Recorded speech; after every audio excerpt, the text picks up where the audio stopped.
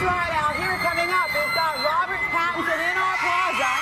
And all of these people, many of them have been here since overnight. Some of them have been here since Taylor Lautner actually left yesterday. Some women here since 2 o'clock this morning. And many have not showered. And they all love you. Give them a wave, will you?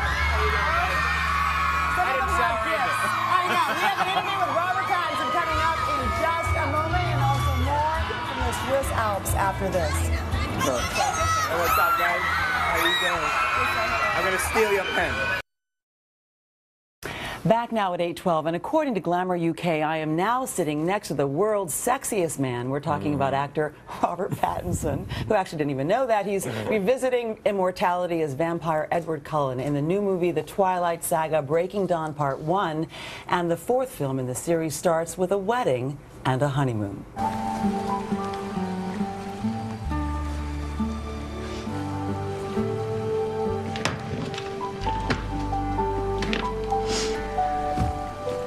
Tired? Do you want to go for a swim? Yeah, that sounds nice. I could use a few human minutes. Don't take too long, Mrs. Cullen. Robert Pattinson, good morning. Morning. You know, it seems like you struggle to watch yourself in a movie. You're sort of rubbing your eyes. You're sort of not really comfortable. I know, yeah. I don't know what's happened to me recently. I can't even look in the mirror without crying. Really? Why? No, why would No, you it's say? not No, true. well, no, of course you would. But you know, this honeymoon obviously comes after probably one of the most stunning weddings on film ever. Really visually stunning. What was it like to see Kristen walking down that aisle? I mean, it was nice. I mean, you suddenly realize that the role of a man, the role of the groom in a wedding is that of a prop.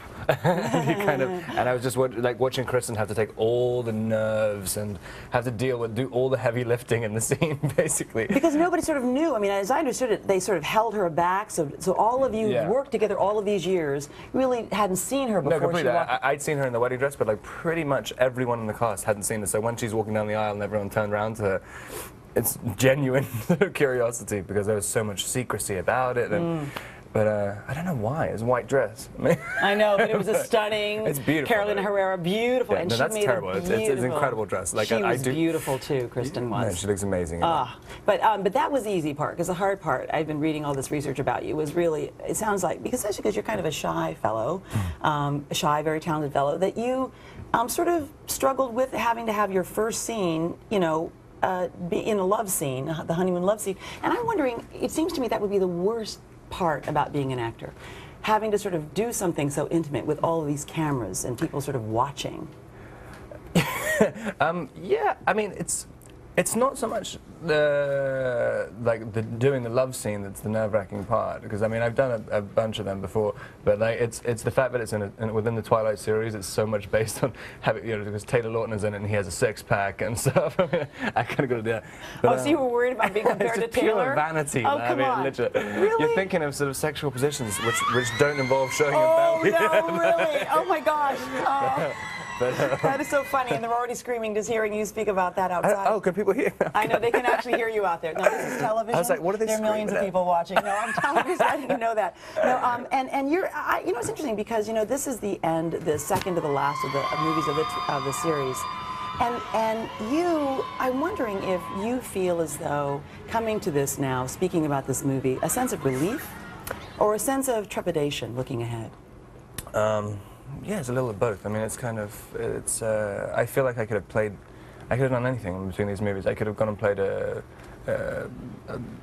kind of, I don't know, I'm trying to think of the most ridiculous part I can think of, but everything I think of is insulting to someone. Better not say it. But like, well, no, I know you've come out and said that you were worried about having sort of the Mark Hamill curse. This is the fellow who, of course, played Luke Skywalker in the Star Wars series. But listen, you've got 2 movies going on. You've got one with Uma Thurman, another with Paul Giamatti and Juliette Binoche in the work. So actually, it sounds as though you're doing really well.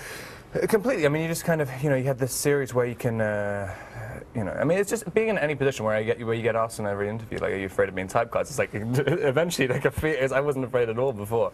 But, you know, it eventually kind of seeps into you and you're like, oh, I've got, because there's another thing, you can't suddenly shun the audience which you know you've collected by doing all these movies, and so.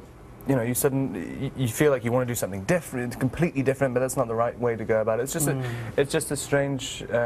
It's a hard industry at the moment, and I think everyone's pretty much afraid of what they're doing next. If you are, then we all should be. You know, congratulations at 25, so much success, a beautiful girlfriend, a wonderful career, movies in the works. Enjoy it. Enjoy the ride. Don't be afraid. You're doing great. Twilight Saga: Breaking Dawn Part 1 opens in theaters nationwide next Friday on November 18th. And coming up